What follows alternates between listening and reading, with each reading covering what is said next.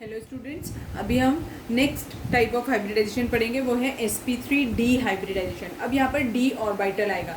It means हमें ऐसे examples लेने होंगे जो थर्ड पीरियड को बिलोंग करते हैं, क्योंकि d ऑर्बिटल थर्ड शेल से ही शुरू होता है। फर्स्ट शेल में सिर्फ s होता है, सेकेंड शेल में s और p दोनों होते हैं, और थर्ड शेल में s और p और d मीन्स थर्ड पीरियड होने वाले एलिमेंट्स होंगे, वही sp3d हाइब्रिडाइजेशन या फिर sp3d2 या फिर sp3d3 हाइब्रिडाइजेशन, यानी जहाँ कहीं पे भी d ऑर्बिटल आएगा तो उसके लिए हमें थर्ड पीरियड के ही एलिमेंट्स लेने होंगे, तभी हम कर सकते हैं।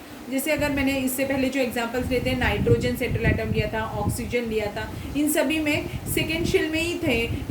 इसका वैलेंस शेल जो था वो सेकेंड शेल ही था, तो वहाँ पर डी ऑर्बिटल अवेलेबल ही नहीं था। इसीलिए हम ऑक्सीजन, नाइट्रोजन के मैंने आपको sp3 और sp2 या जो भी हाइब्रिडाइजेशंस पढ़ाए, sp3 टाइप के हाइब्रिडाइजेशंस ही पढ़ाए, उसमें हम sp3d नहीं ले सकते थे, क्योंकि d ऑर्बिटल प्रेजेंट ही नहीं था।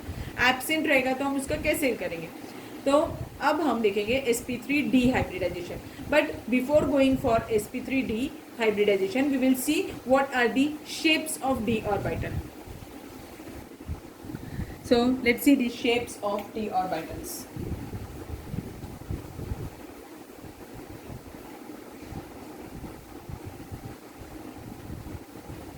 डी ऑर्बिटल जो होता है, मैंने आपको बताया था कि जैसे एस ऑर्बिटल स्फेरिकल शेप का होता है, एस पी ऑर्बिटल जो होता है वो डम्बल शेप का होता है, ऐसे डबल डम्बल होता है वो पी ऑर्बिटल होता है, और जो डबल डम्बल्स होते हैं वो डी ऑर्बिटल होता है, ऐसा आपको बताया था।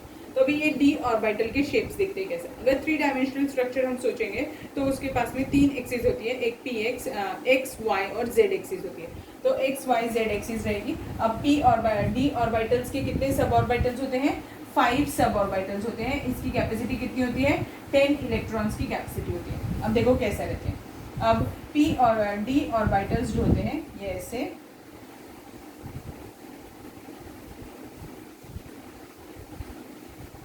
तो इसको x ले लो और इसको y ले लो, तो इसका नाम क्या हो जाएगा? dxy। ठीक है, ये एक हो गया ऑर्बिटल। अब सेम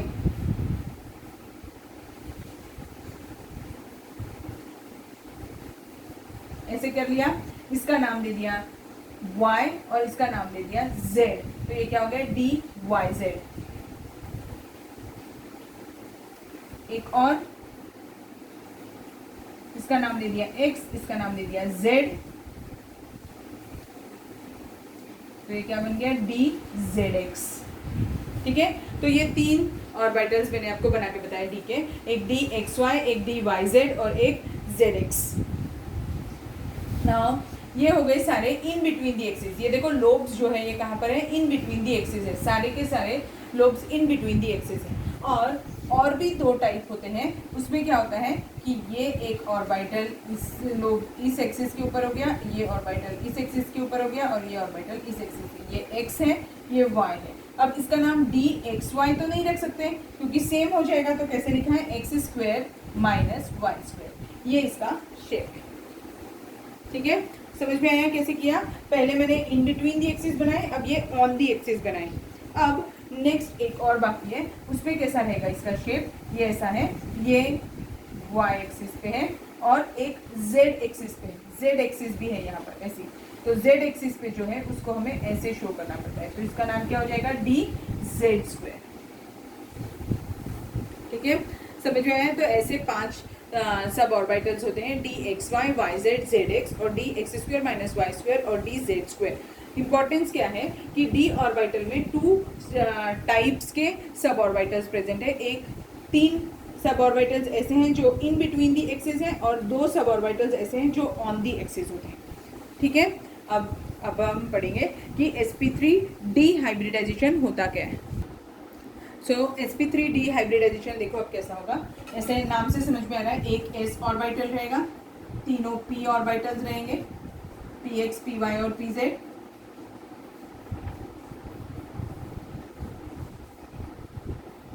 और एक d ऑर्बिटल रहेगा। अब यही इंपॉर्टेंट है कि इसमें d ऑर्बिटल कौन सा होगा।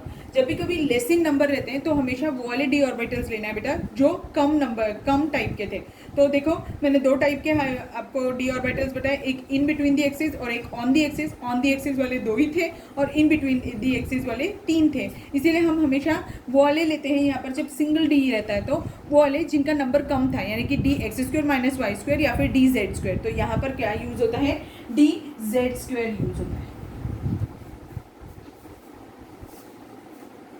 ठीक है, तो P X, P Y, P Z और एस ये सभी मिक्स होंगे और मिक्स होके क्या फॉर्म करेंगे, मिक्स होके ये sp3d है। तो ये देखो कौन कितने ऑर्बिटल मिक्स हो रहे हैं, 1 2 3 4 5 ऑर्बिटल्स मिक्स है। तो अभी हमने VSEPR में पढ़ा था कैसे अरेंजमेंट करना है अगर 5 बॉन्ड पेयर थे। तो कैसे अरेंजमेंट करते थे हम, एक ट्राइंगल बना देते, एक ऊपर और एक नीचे, मीन्स ट्राइगोनल, और एक पिरामिड ऊपर और एक पिरामिड नीचे। तो ट्राइगोनल बाय पिरामिडल इसका शेप बनेगा। तो वो कैसे शेप दिखता है, अब मैं यहाँ पर ऑर्बिटल्स अब फिर से बनाऊंगी नहीं क्योंकि वो शेप थोड़ा कॉम्प्लिकेटेड है। हम डायरेक्टली ज्योमेट्री कैसी दिखती है वही बनाने वाले हैं।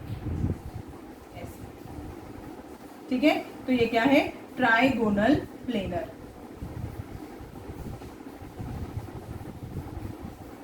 ओके, और इसमें अगर बॉन्ड एंगल देखना होगा तो कैसे हो जाएंगे इसके बॉन्ड एंगल्स। इसमें 2 टाइप के बॉन्ड एंगल्स रहेंगे, एक ये वाला यानी ये बॉन्ड एंगल यहाँ से यहाँ तक वाला। तो ये बॉन्ड एंगल कितना है, 120 डिग्री के 3, और ये वाला इसके साथ में तो वो कितना है, 90 डिग्री के 2। ठीक है, तो ऐसी ज्योमेट्री ये दिखेगी। समझ में आ गया। तो अब मैंने आपको डी जेड स्क्वायर यूज होता है, ये भी कभी कभी ऑब्जेक्टिव में क्वेश्चन पूछता है कि sp3d में कौन सा डी ऑर्बिटल यूज हुआ है, तो इसीलिए आपको बताया डी जेड स्क्वायर यूज हुआ है। ठीक है, एग्जाम्पल ले लेते हैं। एक एग्जाम्पल है PCl5 मॉलिक्यूल। PCl5 मॉलिक्यूल आप करते करते आपको ये सब एग्जाम्पल्स जितनी बार आप प्रैक्टिस करेंगे आपको याद होते चले जाएंगे। PCl5 में अब इसमें सेंट्रल एटम कौन है, फॉस्फोरस सेंट्रल एटम है, और बॉन्डेड एटम कौन है, क्लोरीन बॉन्डेड एटम है। ठीक है, क्लोरीन बॉन्डेड एटम हो गया और फॉस्फोरस सेंट्रल एटम हो गया। अब देखो कैसे होगा, फॉस्फोरस एटॉमिक नंबर 15 है, तो कॉन्फ़िगरेशन क्या होगा, 1s2 2s2 2p6 10 इलेक्ट्रॉन्स हो गए, 3s2 3px y z।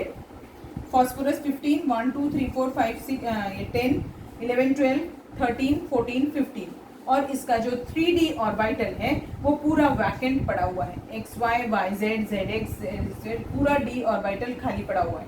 D orbital कैसा है, इसका वैकेंट पड़ा हुआ है। ठीक है, तो ये हो गया इसका, तो इसमें 3D भी प्रेजेंट रहेगा। तो ये हो गया इसका आउटर मोस्ट ऑर्बिट, ये इसकी ग्राउंड स्टेट है। अब क्या होगा, जैसे ही इसके पास 5 क्लोरीन एटम्स अप्रोच करेंगे, ये 5 क्लोरीन एटम्स एनर्जी रिलीज करेंगे, और वो एनर्जी कौन एब्जॉर्ब करेगा, फॉस्फोरस एब्जॉर्ब करेगा और अपने इलेक्ट्रॉन्स को एक्साइटेशन के लिए यूज करेगा।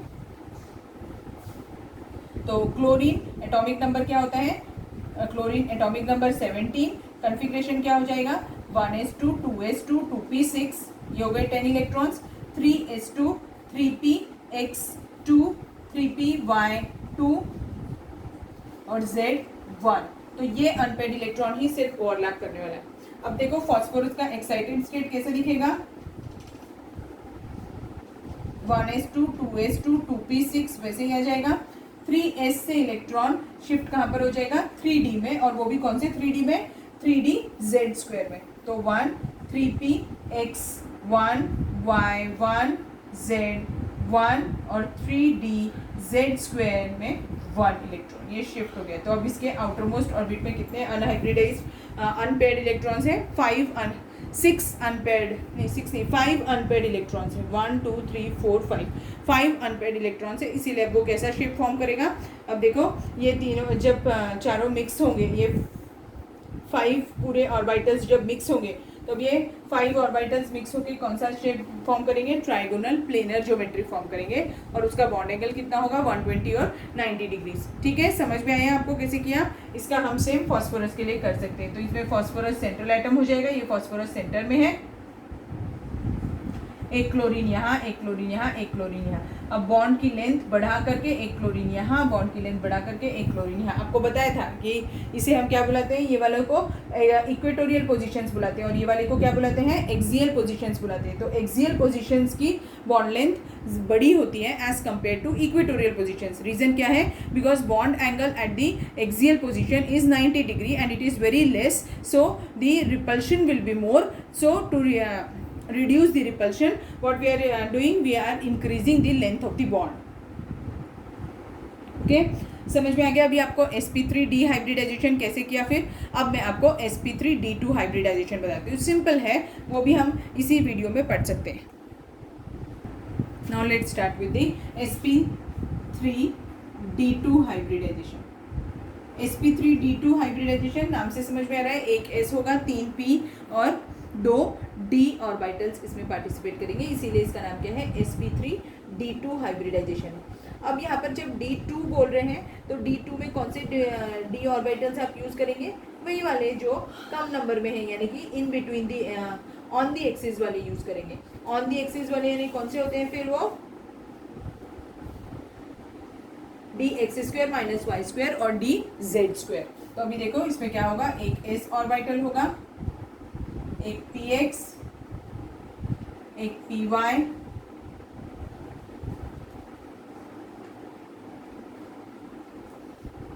एक pz और 2 d ऑर्बिटल. तो कौन से d ऑर्बिटल्स होंगे, वो ऑन दी एक्सिस वाले, dx² माइनस वाई स्क्वायर और dz².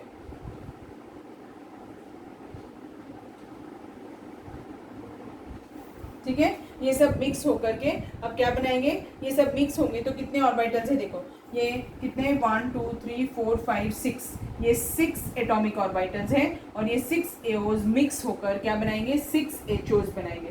और वो जो 6 एचओज होंगे उनकी अरेंजमेंट हमें कैसी करनी पड़ेगी, जैसा हमने VSEPR में पढ़ा था, अगर 6 बॉन्ड पेयर्स प्रेजेंट हो तो हमें अरेंजमेंट कैसी करनी पड़ती है. 6 है तो 6 बॉन्ड पेयर प्रेजेंट है तो कैसे अरेंजमेंट करनी पड़ती है, एक स्क्वायर में 4 लगा दिए, एक ऊपर और एक नीचे, तो ये क्या होगा, स्क्वायर बाय पिरामिडल, जिसे हम ऑक्टाहेड्रल ज्योमेट्री भी बुलाते हैं. यानी हमें शेप अरेंजमेंट कैसी करनी पड़ेगी, एक स्क्वायर, एक ऐसा, एक ऊपर और एक नीचे, मीन्स इसका ज्योमेट्री क्या हो गया, ऑक्टाहेड्रल ज्योमेट्री हो गया. इसको हम एक और नाम बुलाते हैं स्क्वायर बाय पिरामिडल. और इसमें सभी बॉन्ड एंगल्स कितने डिग्री के हो गए, 90 डिग्रीज के होंगे. ठीक है, एग्जाम्पल ले लेते हैं. इसका एग्जाम्पल कौन है, SF6 इसका एग्जाम्पल होगा. SF6 एग्जाम्पल है. इसमें सेंट्रल एटम कौन है, सल्फर सेंट्रल एटम है और फ्लोरीन कौन है, बॉन्डेड एटम है. अगेन फ्लोरीन का आपको पता है, बॉन्डेड एटम का कैसा रहता है, F6 है, ये अप्रोच करेगा तो F6 है, F एटॉमिक नंबर 9 होता है. कॉन्फ़िगरेशन क्या हो जाएगा, 1s2 2s2 2px 2 2py2 and 2pz1. एक अनपेयर्ड इलेक्ट्रॉन प्रेजेंट है, वही बॉन्डिंग में पार्टिसिपेट करने वाला है. और सल्फर एटॉमिक नंबर 16. कॉन्फ़िगरेशन क्या हो जाएगा, इसकी ग्राउंड स्टेट देखिए, इसकी ग्राउंड स्टेट में 1s2 2s2 2p6 10 इलेक्ट्रॉन्स हो गए, 3s2 3px y z और 3d वैकेंट है, तो 3d के 5, तो x² माइनस वाई स्क्वायर और dz² ही लिख रही हूँ मैं, क्योंकि हमें पता है वही यूज़ करने वाले हैं. तो 10 इलेक्ट्रॉन्स, 10 11 12 13 14 15 16, ये हो गए 16 इलेक्ट्रॉन्स. ये हो गया इसका आउटर मोस्ट शेल. और भी d ऑर्बिटल्स रहेंगे यहाँ पे, dxy yz और dzx. ठीक है, अब क्या होगा, जैसे ही फ्लोरीन इसके ऊपर अप्रोच करेगा, इलेक्ट्रॉन एक्साइटेशन होगा और ये इलेक्ट्रॉन एक्साइट होकर कहाँ पर जाएंगे, एक यहाँ पर जाएगा और इससे भी एक इलेक्ट्रॉन एक्साइट होकर यहाँ पर जाएगा.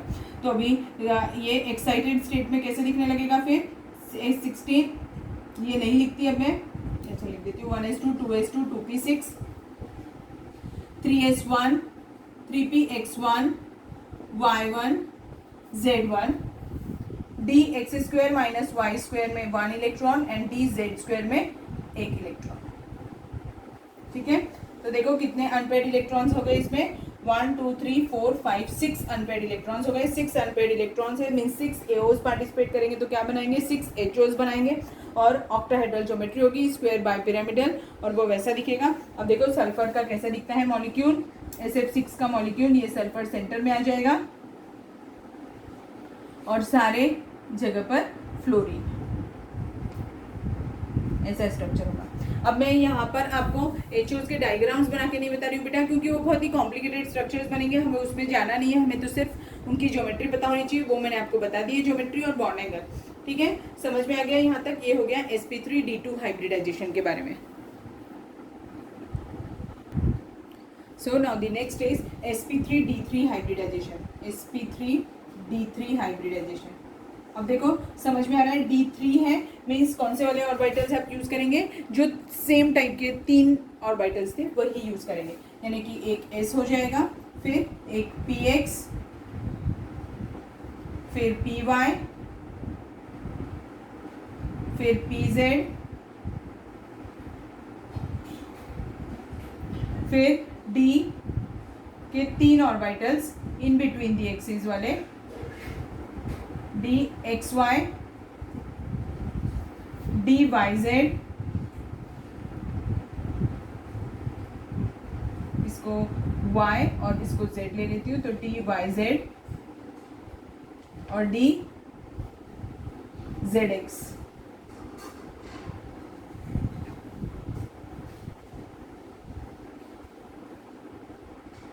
ये सब मिक्स हो जाएंगे। अब ये देखो कितने हैं, 1 2 3 4 5 6 7 एटॉमिक ऑर्बिटल्स हैं,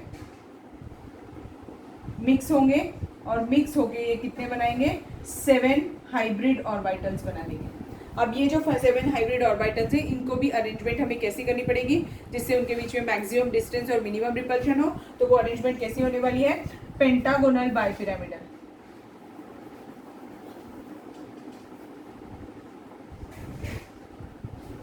ये हो गया पेंटागन, एक ऊपर और एक नीचे पिरामिड, ऐसे, ठीक है, ऐसी होगी। अब इसमें क्या होता है, इसमें जो पेंटागोनल बाइपिरामिडल ज्योमेट्री है और इसमें जो बॉन्ड एंगल्स है वो कैसे रहते हैं, ये वाले बॉन्ड एंगल देखो, ये 90 डिग्री का है, तो इसमें 2 90 डिग्री के बॉन्ड एंगल्स बनेंगे, और बाकी के 5 जो है वो 72 डिग्री के बनेंगे। ठीक है, और शेप का नाम क्या है मैंने बताया, पेंटागोनल बाइपिरामिडल। शेप नहीं, ज्योमेट्री, ज्योमेट्री का नाम क्या है, पेंटागोनल बाइपिरामिडल। इसका एग्जांपल क्या है, इसका एग्जांपल है IF7।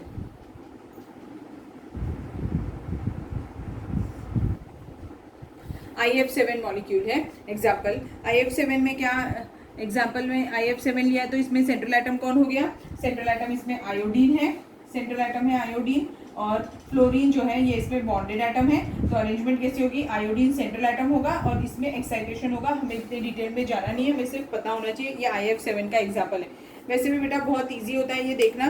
देखो अभी इसने कितने सिंगल बॉन्ड्स इसमें प्रेजेंट रहने वाले हैं, 7 सिंगल बॉन्ड्स है, तो क्या एक S A और 3 P 3 D, तो हाइब्रिडाइजेशन क्या हो गया, sp3d3। अगर सपोज करो किसी में 6 है तो एक S 3 P 2 D, sp3d2 hybridisation. Same वैसा ही अगर मेरे पास में 5 है तो एक S 3 P 1 D, sp3d hybridisation. अगर मेरे पास में 3 ही है सिग्मा बॉन्ड्स तो एक S 2 P sp2 हाइब्रिडाइजेशन। अगर 4 है तो एक S 3 P sp3 हाइब्रिडाइजेशन। सिर्फ आपको क्या काउंट करना है, ये समझ में आया, सिग्मा बॉन्ड्स ही काउंट करना है, पाई बॉन्ड कभी काउंट नहीं करेंगे। सिग्मा बॉन्ड काउंट किया तो हम हाइब्रिडाइजेशन बता लेते हैं कि उसका हाइब्रिडाइजेशन क्या होगा। तो यहाँ पर IF7 का मैं बना देती हूँ स्ट्रक्चर डायरेक्टली। अब हम उसका कॉन्फ़िगरेशन नहीं लिखेंगे, वैसे भी आयोडीन एटॉमिक नंबर इसका बहुत ज़्यादा है, एटॉमिक नंबर ज़्यादा है तो उसका कॉन्फ़िगरेशन भी बहुत लंबा होगा, फिर हमें उसका एक्साइटेशन करना होगा, इसलिए बेटर वे आपको समझ में आ गया है। तो अब हम सिर्फ वो बना देते हैं आपके लिए डायग्राम। ये हो गया आयोडीन और सभी जगह पे कौन हो जाएगा, फ्लोरीन। देखा, बहुत ही सिंपल होता है हाइब्रिडाइजेशन, आपको समझ में आया होगा, बहुत इजी है। प्रैक्टिस करिए, जितनी ज़्यादा प्रैक्टिस करेंगे उतने अच्छे से आपको समझ में आएगा ये। अब इसमें आपको और अलग अलग टाइप के क्वेश्चंस भी पूछ सकते हैं, वो भी मैं आपको नेक्स्ट वीडियो में बताऊंगी। इस वीडियो के लिए इतना काफ़ी है, बाकी के जो 2 हाइब्रिडाइजेशन हमारे बाकी है अभी, वो मैं आपको नेक्स्ट क्लास में बताऊँगी। एक है DsP2 हाइब्रिडाइजेशन और दूसरा है D2sp3 हाइब्रिडाइजेशन। ठीक है, तो वो हम नेक्स्ट क्लास में पढ़ेंगे। चलो, थैंक यू।